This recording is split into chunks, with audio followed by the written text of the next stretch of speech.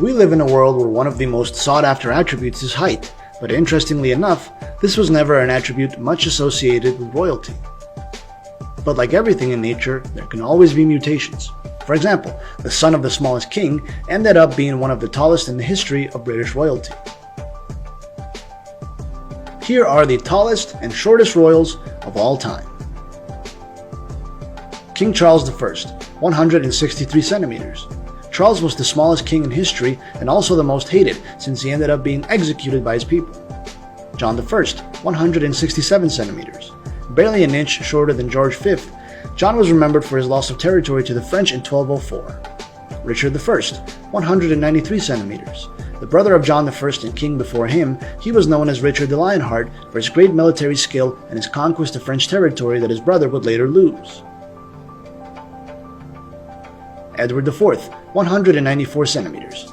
He was a central figure in the conflict between the two leading houses of the time, York and Lancaster. He took the throne as part of York after defeating the army of King Henry VI in 1461, who was the last Lancastrian king. Queen Victoria, 152 centimeters.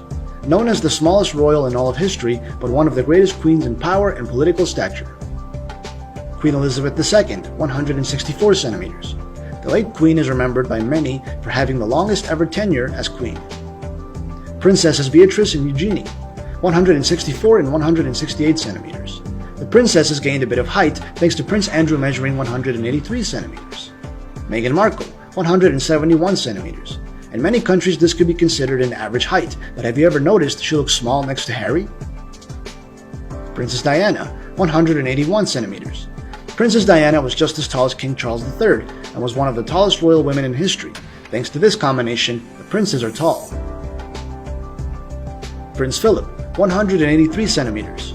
Queen Elizabeth's husband was 19 centimeters taller than her, and so the height of her children can be attributed to the prince.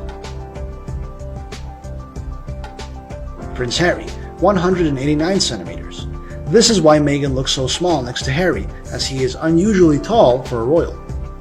Prince William, 192 centimeters, but the winner is the heir to the crown, as he is within an inch of having taken the throne from Edward IV for the tallest prince and king in history.